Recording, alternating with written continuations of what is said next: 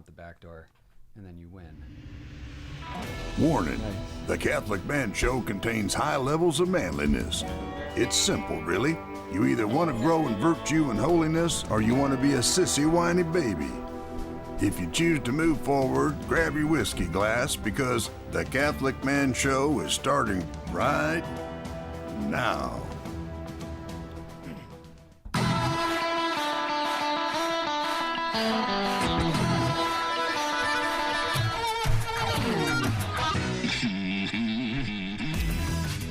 Welcome to the Catholic Man Show. We're on the Lord's team, the winning side. So raise your glass. Even if it's a coffee mug. No matter what it is, just raise your glass. Cheers to Jesus. I have some good news and bad news for all of the listeners today. We'll start with the bad news to end on a high note. Bad news is David Niles is not here with us. He's on his 3-month-long vacation that he takes in the summertime. So he's not here with us today. It's not really 3 months, but we always give him a hard time for how long he takes a vacation. Good news is we do have Juan Posada back in studio.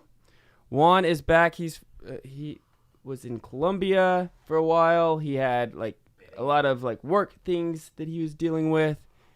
He is back. He looks great. All looks well. He's drinking some good coffee. It's good to have him back in studio.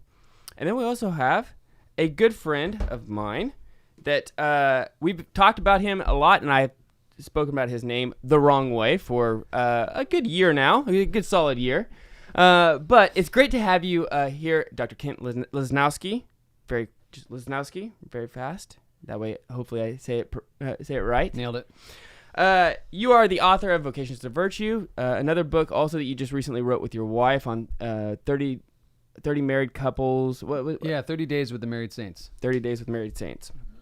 Also a professor at Wyoming Catholic College, a college that I am very interested in, even though that I'm not going to school, but I do have boys that will be going to school sometime in the future. Can you give us what is unique about Wyoming Catholic College? Sure. It's really the approach is to get the great books married with the great outdoors, right? It's an attempt to have students learn about the true, the good, and the beautiful, not from secondary sources, but from direct encounter, right? And that means meeting things face to face that are difficult, not only intellectually, but physically and spiritually. So, when the freshmen show up, they show up a month before school starts, and we chuck them out into the wilderness for a 21-day trip. Now, 21 days, you're going to discover some weakness. You're going to discover some challenge. You're going to have to work through some conflict. It's beautiful what happens for these freshmen. When they come back, they're just different people. So the leaders train them for 2 weeks in how to survive on their own, and then they leave the freshmen for a whole week, and they have different objectives they have to accomplish and places they have to get to for that final week of independent travel. So it's a really wonderful introduction. So they come back, and then they're ready to jump into the classroom, right? Start doing the philosophic mode of education. And we have a seminar style of reading the great books together. And after class, if they're sophomores, they go out and ride some horses as yet another one of their classes. And, they worship together and live together and hopefully become holy men and women together through it all. This sounds very much like a John Senior-esque style of learning. Yeah, very much. It's founded by some of John Senior's disciples, and it really is sort of the grandchild of John Senior and his IHP program. Yeah. We've talked about that, his books and just we've had his godson on our podcast several times.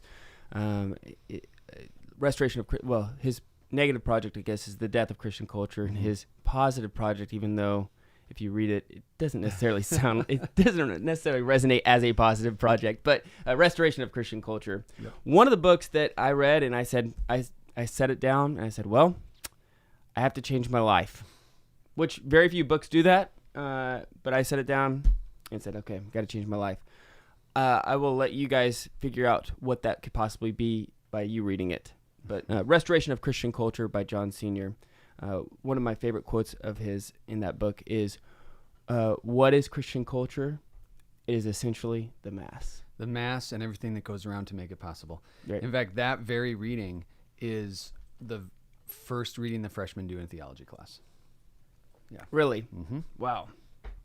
I there's just so much that we could learn from John Sr. In today's world.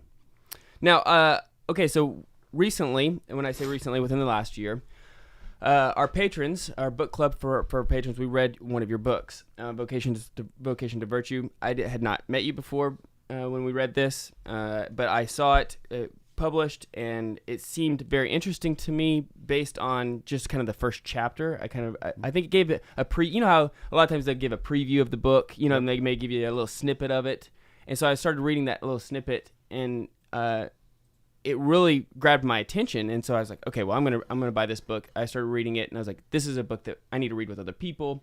And so we did it as a book club book. But the reason why it grabbed my attention was because you were marrying some ideas between what the monastic life was like and what the married life was like, and how we can like learn from one another, the things that we can pull from the monastic life into the married life. Obviously, all according to your state in life. You know, some things can be emulated, but some things can just be admired. So maybe give a brief rundown of like what your goal was with the book, and then like I'd like to maybe jump into it a little bit and like kind of pick your brain on it, and then hopefully it would give our listeners the opportunity to maybe go pick it up and read it in a group setting as well. Sure. So the real genesis of this was my own, education in grad school and my own life as a young married person.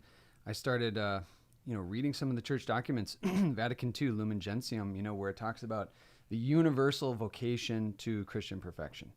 And I thought, does the church really mean that? And if the church really means that everyone in their state of life is actually called to holiness, and if the church is really interpreting, the gospel where Jesus says, "Be ye perfect as the Father is perfect," what do we have to do differently about marriage? What if we took the holiness of marriage as seriously, down in the nitty gritty, as someone like Benedict takes his community's rule of life, his community's holiness? How come married people aren't being as intentional? How come I'm not being as intentional about how to grow in holiness in the nuts and bolts of things as someone like Benedict, right? So there was this kind of revelation that, well, if the church means this, if I mean it, I'm going to have to do something different. And so I thought to myself, well, I can't just, do the monastic thing. I'm married. But is there something universal to poverty, chastity, and obedience? Is there something universal about a rule of life? And when you look at what's going on in those church documents, Lumen Gentium, and in the gospel, and even in the monastic life, you see that what the church is really calling us to is an imitation of Christ. And the chief virtues of Christ are his poverty, right? Look at Philippians. He became poor that we might become rich, right? Though he possessed everything, even the Godhead, he gave everything up. And chastity, right? Christ lived a celibate life, was not married. Obedience. How many times in the Gospels do you hear Jesus saying, "I came to do the will of the Father. I came to do the will of the Father," right? Even in the garden, not my will, but yours. So Christ is the poor, chaste, and obedient one. So if we're all imitating Christ, even spouses have to, in their way of life, find a way to bring those virtues to life in their own daily way of living. Now, we call those three virtues that you're talking about, poverty, chastity, and obedience, we call them evangelical virtues, right? Why do we call them that? Because they relate to the gospel, and they relate to the way Christ lived his own life. And so when we call something evangelical, we don't mean that they're Protestant necessarily. We don't mean that they're just for missionary work. Right. We mean that they emerge from the good news, the gospel, the way of Christ. Right. Okay. Yeah. So that's a good distinction. So yeah. So I agree. I think that whenever you're talking about poverty, chastity, obedience, a lot of times in modern man's thought process, they get married to run away from those things. Yeah, you might. I mean, like they think like I'm not like I don't want to be a Carthusian. I don't want to be a Benedictine. I don't want to be a Dominican. So I'm gonna go I'm gonna go the other way, and I'm gonna get married. Yeah, because now I have the sex license, right? Right. I'm married. I can do whatever. Right. I can own the fancy cars and the nice house, and Right. And I get to do whatever I want because I'm the parent. Right. Exactly. Yeah. Now, why is that? Why is that thought process not right?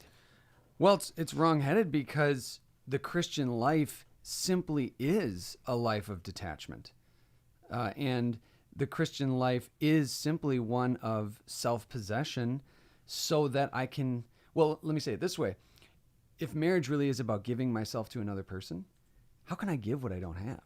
Right? And so if I don't have chastity, all of my sexual intimacy with my wife really isn't a self-gift, right? It's just scratching some kind of itch, and that's problematic, right? So if we want marriage to really be a self-gift, we have to possess ourselves so we can give ourselves away.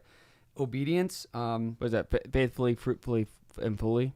Yeah. Paul VI in Humanae Vitae really says that the marital love is free, faithful, fruitful, and total. And then John Paul II in Theology of the Body continues to unpack those four characteristics. And then for obedience, like, boy, if we're running from that virtue, we're gonna have a big problem.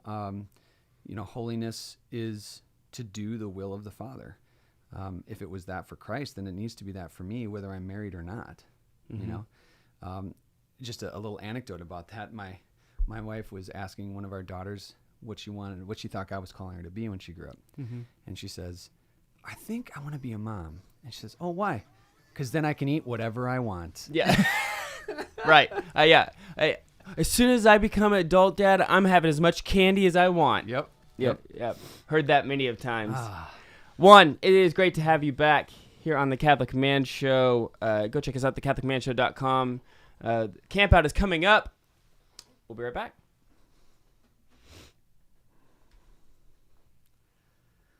One, I forgot to tell you, you don't have to fade anything anymore.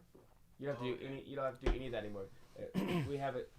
Our guy who exports everything for us now does it. Oh. So we don't even have to you don't even have to mess with it. So I was like, man, that came up loud at the beginning. What? Yeah. And usually it was in the same one. Right.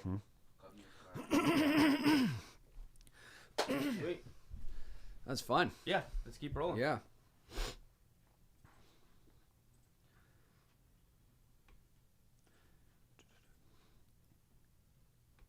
And at some point we could talk about some of what it looks like, in the grind of living poverty, chastity, and obedience as married, if we want. Yeah. Wherever you want to go with it next is fine with me. Yeah. We can even talk about. I think one of the things that's important to bring up is how the church has shifted the way she talks about marriage, and how that's actually created a different problem for us. And that this approach can actually help us with that problem. But Okay.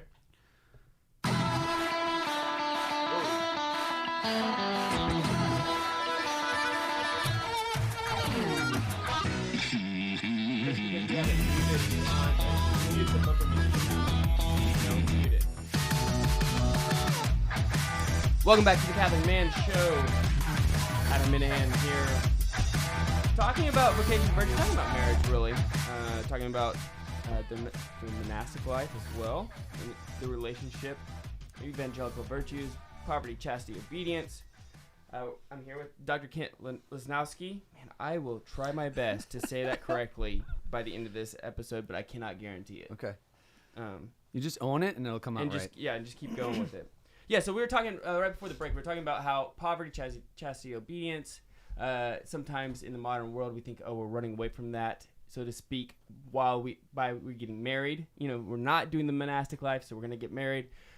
But you make a good point that actually, if you don't live a marriage that is full of these evangelical virtues, you're setting yourself up for failure. You're setting yourself up for a tough grind in a married life.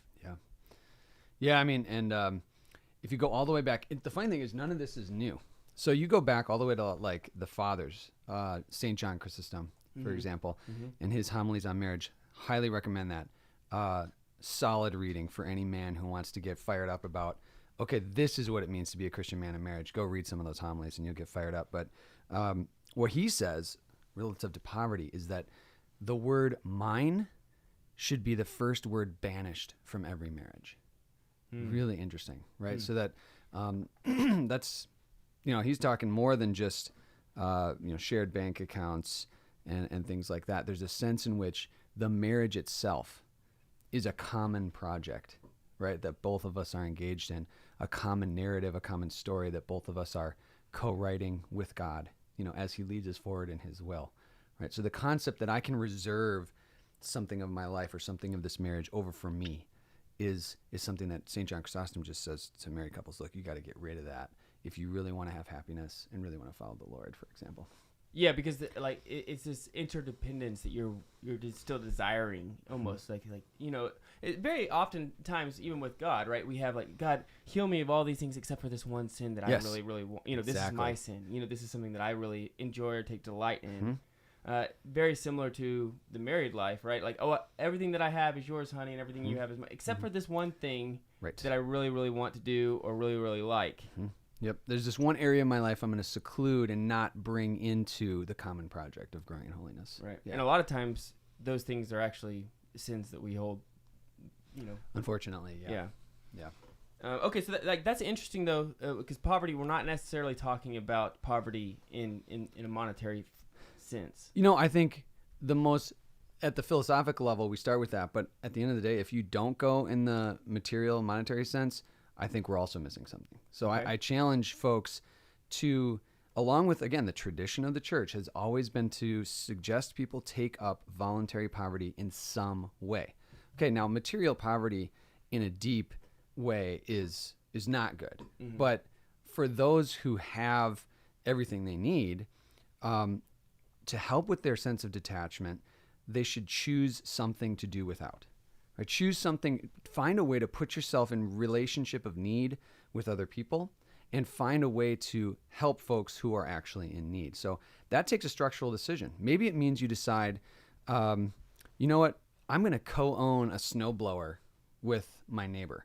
Or in my case, the weirdest thing, I was talking to my friend and I said, hey, I'm thinking of buying a truck.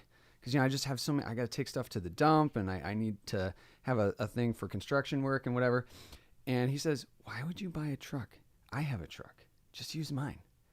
And I'm thinking, people say that, but do you really mean it? And in fact, Right. he does mean it. So I'll call him on a Saturday. Hey, can I use your truck today? He's like, sure, of course, man, whatever. And I just walk down the street, get his truck and use it. Now, I don't have a truck to pay him back with, but I pay him back in other ways, right? Asymmetrically. Watch his kids, help him with projects, whatever it is. So by choosing to not have a truck, I actually put myself in a position of dependence on someone else. Thus realizing that the truth of my being is that I am poor. I don't have everything I need. Everything is a gift. And if I don't make an intentional step to remind myself that everything is a gift, I'll probably start thinking I earned everything and I deserve everything. Yeah. Yeah. I mean, this is what draws you out of yourself, right? Yeah. The dependence of somebody else says okay, it's no longer independence. I don't have to rely on me, myself, and I, but I have to rely on other people and also God. Yeah. Another way you can see this is babysitting co-ops.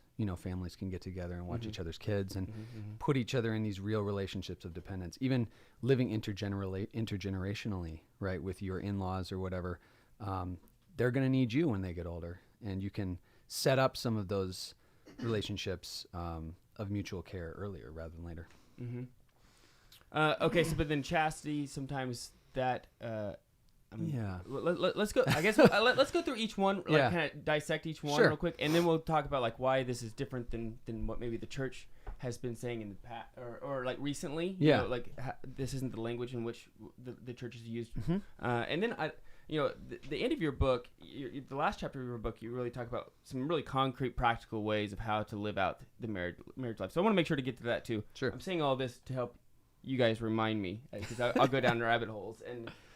So chastity is something that's interesting in the married life as well because we're all actually called to be chaste. Yeah. And so now that's the difference between chastity and celibacy. Exactly. Is different. Why don't we flesh that out? Sure. So Pun intended. love it. So chastity Thomas Aquinas is going to define this as the virtue of temperance when applied to the physical pleasures of sexual intimacy. The church, however, in the Catechism has come up with a broader definition of this. They've said it's sexual self-possession. Basically, it's the integration of your sexuality into the whole of your life. And that's a pretty good way of understanding what it is, that it takes it simply out of the concept of temperance alone and just makes it a more holistic definition. But so chastity, again, sexual self-possession, the proper integration of sexuality into one's whole life. For a vowed religious person, that's going to mean never being sexually available for any one person, because the whole of my life is available to the entire world. And so I can't make the exclusive intimate gift of my whole self, including my body in a sexual way, to one person, again, because I'm making myself radically available for the whole world. In marriage, the relationship is a radical availability for one person. And because it's radical gift of self to one person, it can include that 2-in-1 flesh union that will then order the couple out toward procreation and toward an evangelical sense in their marriage. So chastity in marriage involves that possession of self and gift of self to the other. I think one of the issues that we run into in Catholic marriage is when folks equate chastity with NFP. Okay. Right? And Yeah. so folks think, well, as long as I'm not using contraception, I'm being chaste. I'm being chaste. And I think, unfortunately, that's just not the case. It's all too easy to objectify one's spouse, even when a person is not using contraception. And NFP, unfortunately, can turn into a kind of mechanized, effort that in some ways kind of feels like contraception for folks, even if it's not, intrinsically evil. It can be done with a wrong intention and a contraceptive mentality. And so it might not actually represent the chaste gift of self to another person, right? So I think we need to make sure we're thinking about chastity more richly than simply not using contraception. Mm-hmm. How are we treating each other as bodily? And chastity, with the way you treat your wife throughout the day, right? Do you reverence her? Do you reverence her body throughout the whole day, right? I do. I bow every time I see her. There you go. Exactly, right? Are we groveling, crawling up? So, yeah, I mean, you can express, you express reverence for a person's body by, giving them a back rub. Maybe, based on what's happening, that's the better way of giving yourself as a bodily person to your wife than by asking her if she's interested in sexual intimacy that day. Mm-hmm. Right? Yeah, I mean, I find that, you had the line in here, and I should have linked it up, but that when it's talking about the holy couples of Mary and Joseph. Oh, yeah, right here. Yeah. Mary and Joseph testify that intercourse of the mind is more intimate than that of the body. Mm-hmm. Now, to the modern man's ears, that does not make sense. How does that play in relationship to chastity, and how does that play? Like, what does that really mean? Yeah, I think what it means is that, again, if the body and soul are united, right, in the one human person. Mm-hmm. And so the fact that human flesh can unite and create another human person is interesting. It's amazing. But unless that physical my union, poetic knowledge of this means like it is interesting and poetic, very amazing from a direct encounter with that. Yeah. But unless that union of the body is also animated by a union of spirit and mind, it's not even fully human, let alone Christian. And so Augustine is saying that Mary and Joseph made a gift of themselves to each other more profound in their celibacy because they shared the same perfect will to obey the Father. They shared the same perfect will to raise Christ and accept him in their home. And rather than simply sharing the same exchange of a bodily action. Yeah, so when you increase and grow your spiritual life, the lower goods seem to not be as enticing than the higher goods. Exactly. So a moment of shared prayer might actually become more profound for you as a couple than simply the physical embrace. We'll be right back. One thing I want to raise, I think, is to hit people with something that I think will challenge men in a good way. Is to talk about the tradition of the church has always been to include sexuality within the list of things that would potentially be sacrificed as a penance. And no one even thinks about that anymore. And there's hardly anyone in the church who's willing to even suggest that couples would give up sexual intimacy as part of a liturgical season. I mean, it just used to be the case. It was assumed that this was the way things were. Isn't that crazy? Yeah, let's talk about this. Like, that's a man issue right there. Yeah, let's right? talk about this. Okay. And then we'll do that, and then we'll get into obedience. Yeah. And then that's a great hot button issue too. Right. Yeah, and then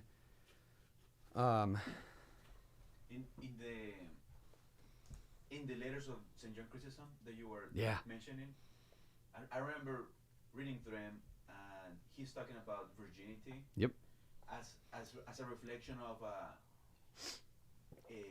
virginity of the worries of the world, and a spiritual virginity, not so much like physical virginity. That's right, and he's saying everyone's called to that kind of virginity. Yeah. So it's like you're still called to protect your wife's virginity in marriage. Mm-hmm.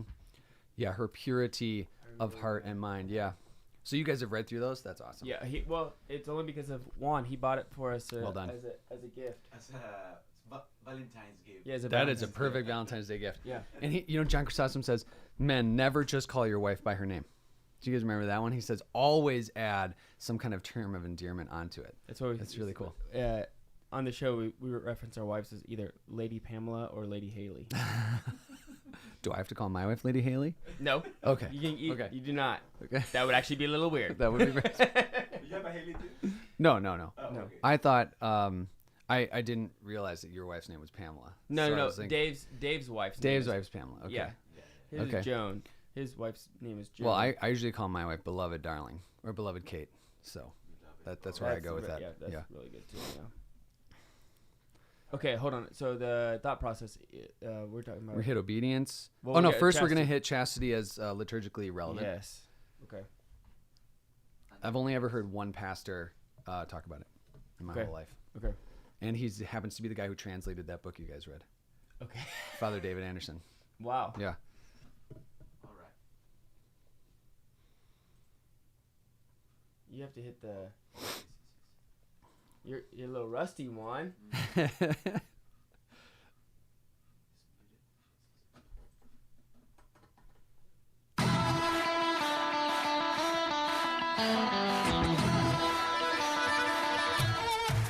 Welcome back to the Catholic Command Show. Here with Dr. Lasnoski. Join us on Patreon.com. We're releasing a whole class for Patreon for our patrons with Carlo Broussard, Catholic anthropologist. He's going through what St. Thomas Aquinas has to say on the Eucharist, and he's reading. He's reading it as we've talked about on the show before. We like to read what Aquinas actually says first, so we don't get confused. That's right. And then we go back to okay, what's the objection, and then what's his reply? Objection, reply. And so that way it just orders itself, I think, in a way for me to understand it. So better. You start with the respondio. Yeah. Yeah. Okay. That way I understand, because I don't want to get I'm not a smart guy, so I don't want to get confused. I'll read the objection first and be like, yeah, that sounds like a great objection. Okay. I agree, and then you read his response, and you're like, oh wait, no. Yeah. I built this foundation on sand. Okay. So anyway, what he's going through is he's going through each one of those, and there's 10 questions, I believe, and then he's giving commentary on each one. So I think there's 14 classes. on this. So if you're looking to up your game during this Eucharistic revival and understanding the love, you can't love something that you do not know. So the more you know something, the more you can love something. So if you're looking to up your game in love of Christ, the Eucharistic Christ, this is an opportunity for you to do so. Patreon.com/The Catholic Man Show. Okay, but we're talking about marriage. We're talking about chastity, the evangelical virtues, poverty, chastity, obedience. We're on chastity right now. On the show, we talk a lot about living liturgically, right? And this is always fun, typically, because what we talk about is being able to celebrate your baptism days and your confirmation days, and being able to what's your saints' feast days. Let's bake cakes. Let's do procession. Juan does a great St. Michaelmas event every year, and we do all these. St. John's right after St. John's Day after Christmas. Where you're blessing the wine and like all these fun things. Typically, yeah. Now, ontologically, feasting is better than fasting. This is what we're going to be doing in heaven. Right? We're going to be feasting on the Lamb. Yep. But we're not in heaven yet. We are here on earth, and which requires us to fast as well. Now, normally when men talk about fasting, we talk about, let's have a bread and water fast for a day, or, let's give up a meal for a specific intention. All good things, all things that I think we should be doing. We should be having an ascetic lifestyle of denying ourselves. What are some other ways, maybe, in which we could live an ascetic lifestyle? Oh yeah, and here's kind of a more uncomfortable one to talk about, and one that the Church has shied away from after the Second Vatican Council, and it's really to start thinking in terms of our sexual intimacy when it comes to fasting. It really has been the tradition of the Church for the again until the mid 20th century, basically to assume. Simply not even really to talk about it much or have to do a lot of selling on it, but just assume that during times of penitential seasons, couples would be restricting and restraining their sexual intimacy.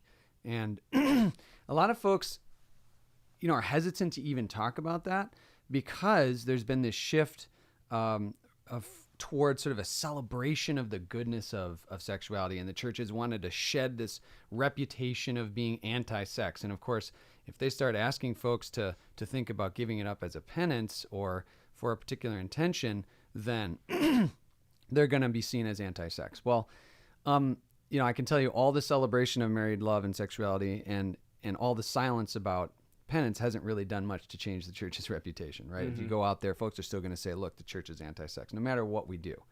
So I think we just need to start being honest again about what the Church tradition has been. And that, you just go back to Scripture and look at 1 Corinthians 7. The only place St. Paul talks about, a couple may decide to withhold, right, sexual intimacy from each other.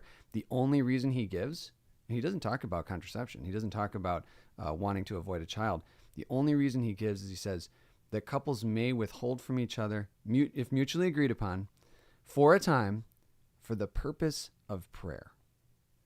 That's what's in Scripture, right? Is that you might take a break from sexual intimacy, again, for the purpose of growing in prayer. So somehow, if we're really pursuing chastity, we have to see, how does this sexual intimacy relate to the liturgical life? How does it relate to our prayer, right? And so a couple may choose for Lent, or something to maybe give some of that up, right?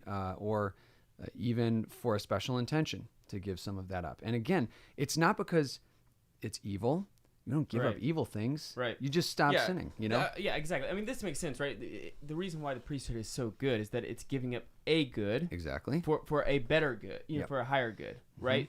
To be, like you mentioned earlier, like to be available wholly to everyone, right? And so marriage and the intimacy of marriage is a good. And so to give up a good for a time being. Now, I think that also would require a lot of communication on the marriage front, right? With this, and also some spiritual maturity. I think before you actually kind of just jump into things, right? So, like when I first started taking my faith seriously, I was not going to do I tried to I'm going to do maybe a bread and water fast all of Lent, and I was trying to like really just go gun ho about all this. Well, I'm setting myself up for failure there. Yep. Because I have not trained those muscles, so to speak. I have not developed that virtue yet. Right. And so there's a caution there. In fact, I think a lot of the church fathers actually talk about like the slow and steady pace of living the virtuous life, right? Of getting there. So I think there needs to be probably, like I said, communication within the husband and wife, but then also some spiritual maturity has to be there. I think. Would you agree with that, or yeah? disagree? And I think that a couple feel free to push back if you don't think that's true. I mean, I think a couple should pray about whether this is something they want to do, but that they should feel encouraged by the fact that the church has just always assumed this is something men and women would do, and say like, okay, why is that the case, and why am I hesitant about this? Is it because I actually haven't given my sexual self, I haven't given myself over to God? This is something I keep retaining as like, I can hermetically seal off my sexuality from my walk with Christ, right? Because as long as I'm not using contraception, I'm doing it right. Like, maybe that's not the case. Maybe I need to hand this over to God, right? And be willing to set it down, or at least partially, right? It's not even like you would go to total abstinence or something, right? Right. But you could step it back again for a time, and then maybe on that occasion where you would have been intimate, you could decide, okay, today we're going to do an extra devotion at that time together, and use this as a time for extra prayer, right? I would be willing to bet if you did this, the times in which you came together as husband and wife are even better. Yeah, that seems to be intuitively the obvious. case. Yeah. Yeah. I mean, because this is like the people who practice abstinence in some for NFP like have a better sex life. Yep, that's what they'll tell you, and that's just the sociological data, Right. So yeah, I mean that's very a counter thought process, I think, to a lot of modern, but it makes sense liturgically that there are days in which we're fasting. Yeah. And again, if as long as we're talking about manhood here, like the tradition of the church has also been, again, until the 60s, well, not really 60s, until earlier in the 20th century, the Eucharistic fast was really supposed to be from the evening before, right? Really a full 12 hours before you receive Eucharist, you're supposed to be fasting. And that would include things like sexual intimacy as well. And so that got changed when the introduction of vigil masses on Saturdays got introduced. Because how are you supposed to fast for 12 hours? Well, how can you expect canonically people to fast for 12 hours before a 5 p.m. mass, right? So that's where the church cut this back to just 1 hour, 3 hours, then 1 hour. And so the church has been walking back some of these regulations because they don't want to put too much weight on people. But what if as a man you said, you know what, I'm going to step that up. I am going to fast for a full 12 hours before I receive the Lord. I am going to consider what does it mean to involve my sexuality within that kind of a thing as well? Yeah, I mean that is a new thought process. Yeah, it's kind of challenging for sure. Yeah. But okay, so let's get into, wait, anything else on chastity you want to touch on? I think just as a final word to say that chastity really means that I have the power to say and live the truth that my body is at the service of the people around me, right? And that I have promised and vowed to make my body in its wholeness at the service of those around me. Yeah. Now, obedience, the last evangelical virtue that we're talking about, is one that also I think gets misconstrued or misplaced, even with Ephesians 5 and all this stuff. I don't think that the understanding of the weight of that one takes when there's obedience that's involved, right? So Ephesians 5, we don't understand, husbands love your wives as Christ loved the church. It's very easy to remember the first part until you look at the crucifix and realize how Christ loved the church. Yeah, and I think part of the issue is that, look, St. Paul says, men, love your wives as Christ loved the church. That's going to mean sacrificial. It's going to mean dying for your spouse. And the next part, of course, is, women be subject to your husbands. Neither of those things is intuitive. Neither of those things is comfortable. But yet the Lord is commanding us to do this. So men are being commanded to lead. Women are being commanded to receive that leadership. But it's not something we like. It's not something that's comfortable. It's not something that's popular. I think the reason that St. Paul is giving this advice is not because he's a misogynist stuck in an early early situation that just doesn't know better. It's because he's inspired by the Holy Spirit to help Christians walk back the fall. Like, let's look at what Adam did.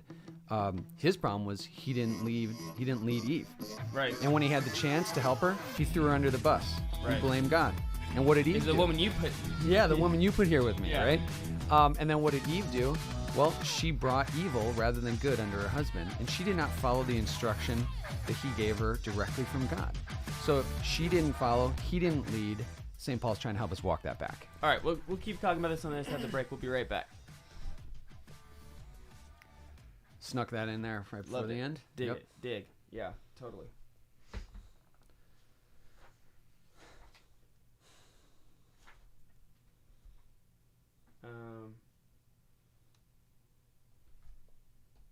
We can keep talking about obedience for a little bit. This is the last one. Okay, is our last segment? Last segment, but then we always go a little bit longer for the podcast. Okay, cool. So we still have more than just 12 minutes. Great. It's amazing how fast this all goes. I know. Isn't it? I know. Yeah.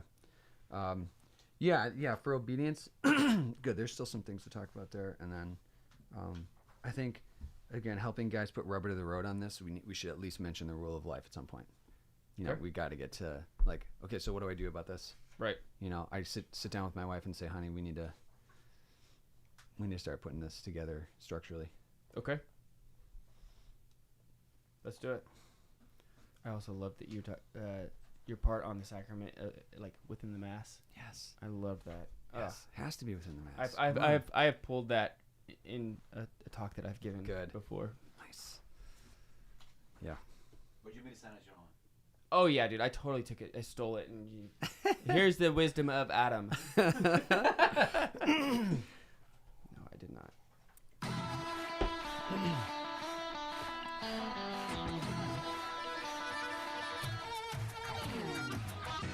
Welcome back to the Catholic Man Show.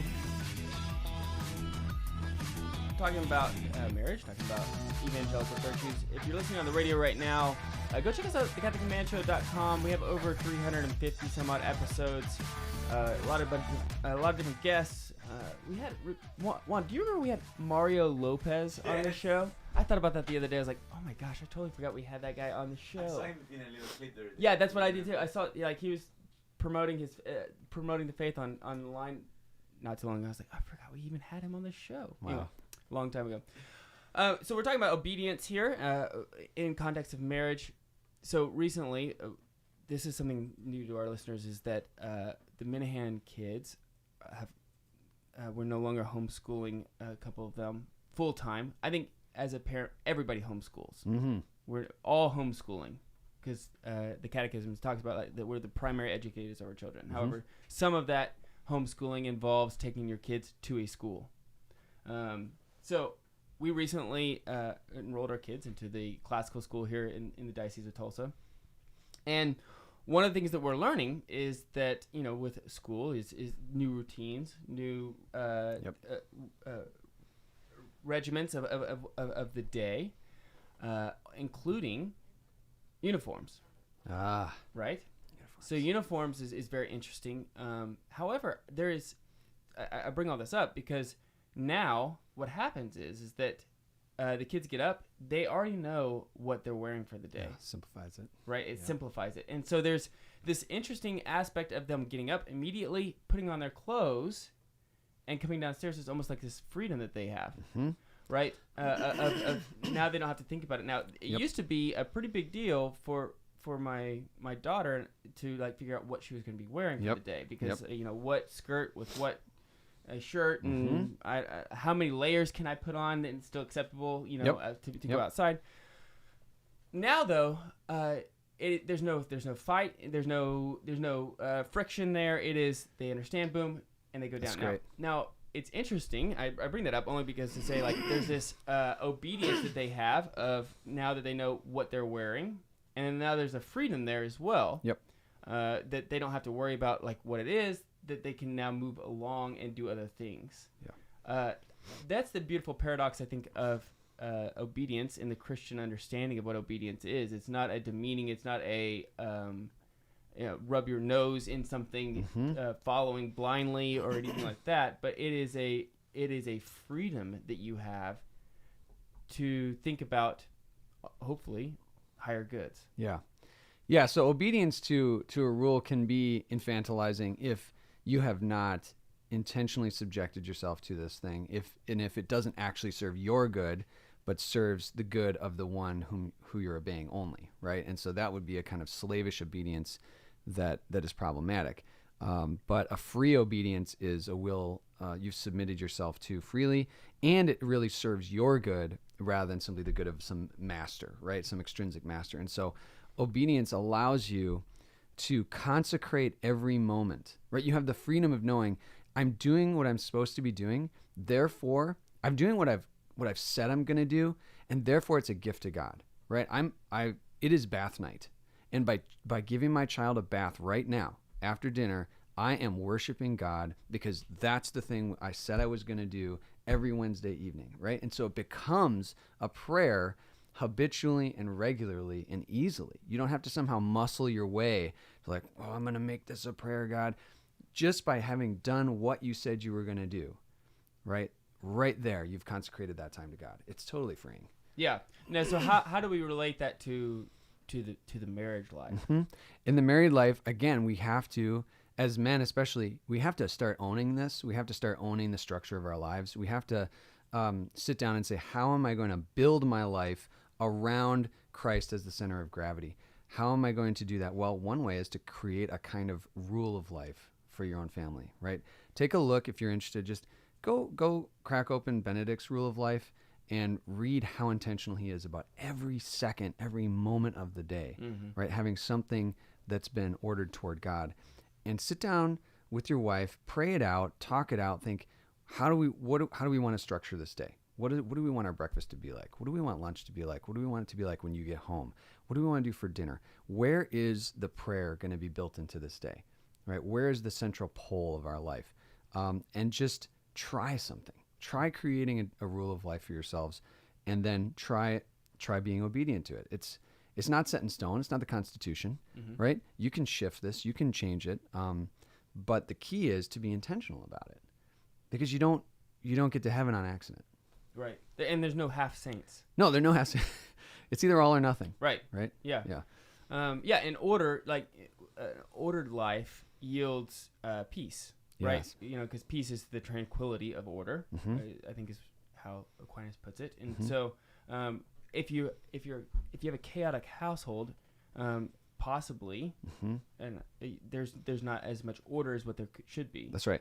I often run into folks who say, you know what, Ken, I'm spontaneous. I don't have a rule of life. I'm not into that. And I say, everybody has a rule of life. It's just a question of whether or not it's a good one. Right. And so for the person who claims that they don't have a rule of life, I just tell them, like, just take an assay, right? Write down what you did every day on the hour and see, you'll notice it is patterned. Even if you don't think it is, you tend to do the same kind of things. And if you're not intentionally thinking about it, they're probably not leading you anywhere good. Yeah. Right.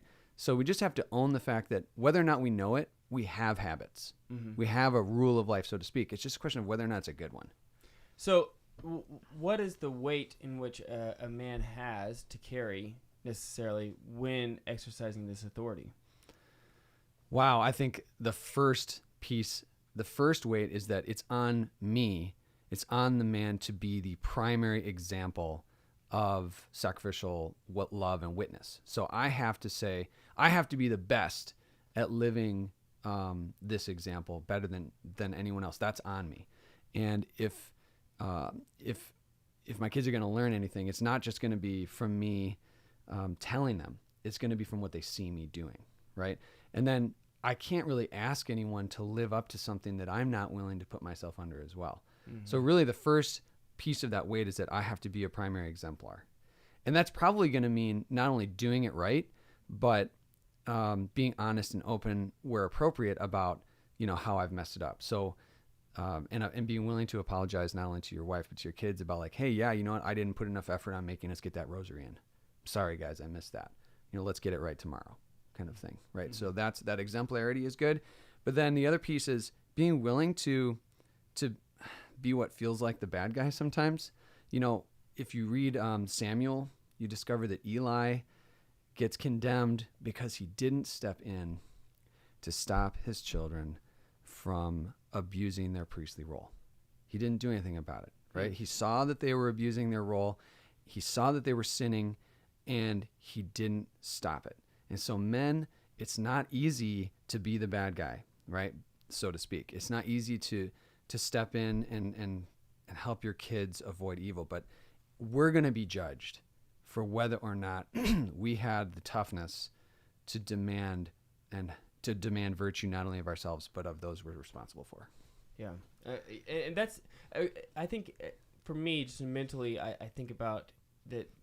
My desire here is out of love. Absolutely, yeah. It's out of I want you to be a holy person, and in order for me to help you be a holy person, there has to be discipline involved. Yeah, and it's hard to do that in love, and to discipline from a place of peace is really the challenge for men, because the natural move is to go to anger, because anger is the natural response to injustice, right?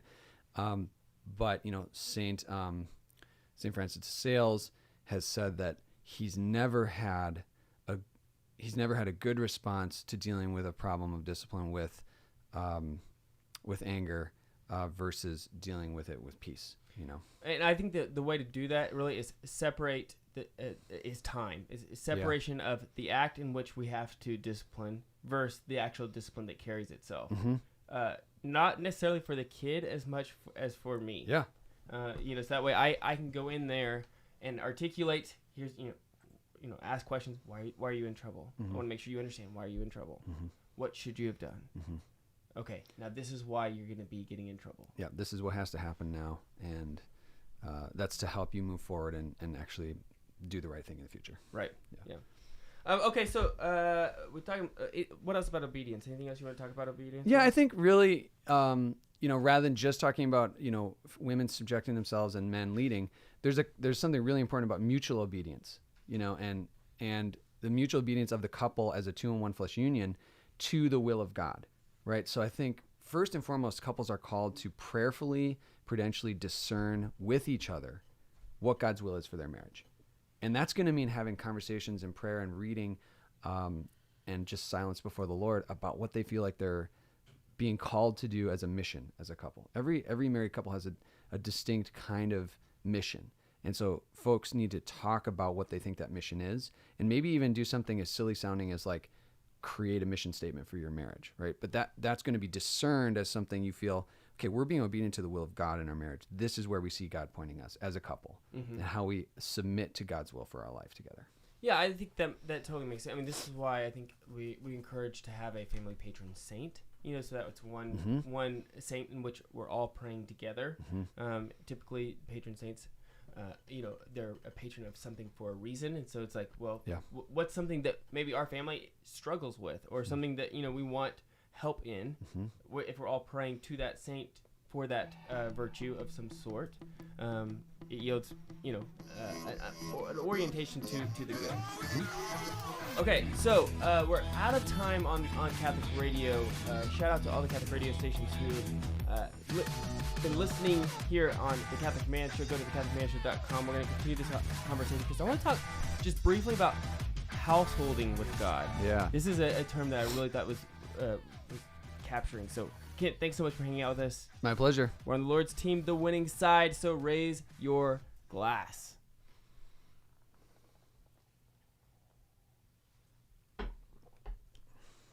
Okay.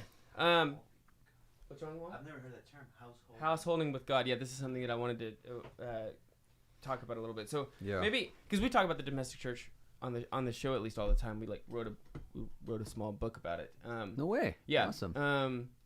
But we unfortunately didn't talk about it with this terminology in terms of householding. Yeah. Yeah, because I wish I would have read this a little bit before. But yeah, on householding with God, I think this is chapter 5 of your book. Everyone's doing it. Householding with God. Yeah.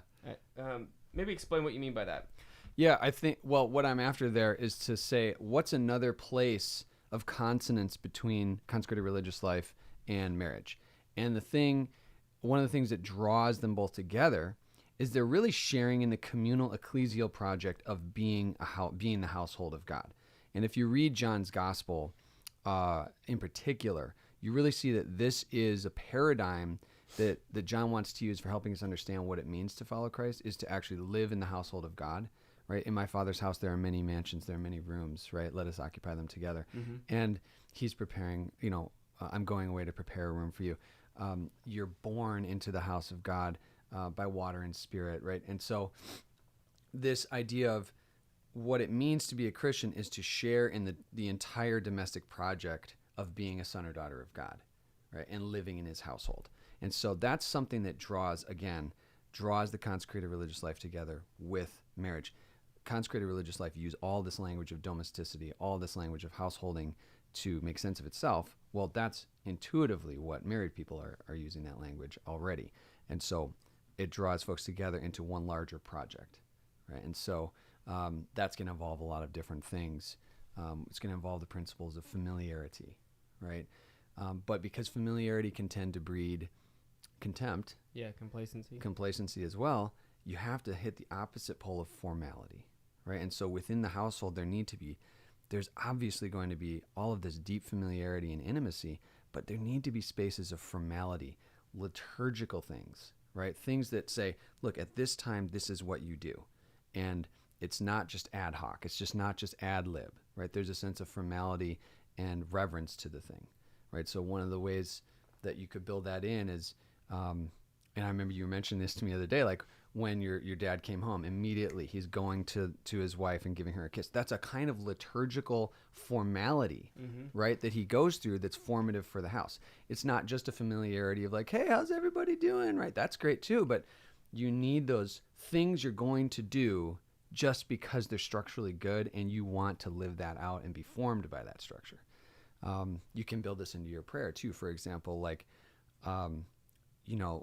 we do a sort of modified version of Louds in the morning after breakfast, and each of the kids, based on what their maturity level is, have a different role. This is the thing you say, right? Someone says, Lord, open my lips. Maybe one of the younger kids says, Lord, open my lips. One of the other ones does the glory be, right? Right. And so that's just the formality of it. We also have familiarity, right? You can say your intentions, ad lib, but you have this mix. Another thing you do is again, create jobs for kids. And again, like, look, you are the kid who always puts the forks out. That's your thing. So you're building the structure in to mix familiarity with formality. Yeah, I really like that. Now, okay, so if you're householding with God, and there should be some familiarity with what on Sundays, what they see on Sundays, with what they see in the home, right? They should reinforce each other in some way. That's right. Not necessarily like it would be awesome if at dinner time you're not like raising up your meal, so to speak. But there's has to be some familiarity there as well, right? Yeah. So what does that look like in the home, right? How much does it? I think you talk about the importance of eating at the table. Yes. What does that look like? Yeah, I think again, we come together at the Lord's table, right? Which, like, ontologically and first and foremost, the Mass is a re-presentation of Calvary, right? Of course, but it's also a re-presentation of the Last Supper, and so you come together there in a sort of prayerful way and in union with Christ. The table at the household should also be a place of coming together and a place of mutual gift and sacrifice. And so the way you work that out is by, I think, having a reverence for the table, having a way that it's isolated from the things of the workaday world. It's a place where you're going to say no to cell phones, for example, right? It's a place where you're going to say yes to, we always start this with prayer. And frankly, if you're doing it, you could make sure to try and end it with prayer too, right? So it's framed by the presence of God. What if at dinner, everybody went around and said a blessing from the day, right? Or what if at dinner you read a piece of some pretty easy to digest spiritual book, or try to work on memorizing a psalm, or just try and find ways to make it around the Lord as the center of gravity. Also realizing that the process of making dinner and serving dinner is a gift, and can be incorporated into the life of Christ as well. Now, is that just for the sake of the community, or just for the sake of the family, or is there an ulterior end? Well, so the growth and holiness of the people in the family is the internal good of that practice. But if it really is a Christian practice, it can't help but foster a kind of love that goes beyond itself. And so the family, from having this sacrosanct kind of approach to meal, a prayerful approach to meal, is going to naturally build a love that goes beyond itself and tries to, get hospitality toward the rest of the world. You're going to want to invite people into this. Right. I guess I asked that because I have fallen into the trap as a dad, right? So you're trying to teach all your kids all these different things, right? My kids can memorize. They have all the books of the Bible memorized in order, right? So some really cool things that you want to teach your kids, right?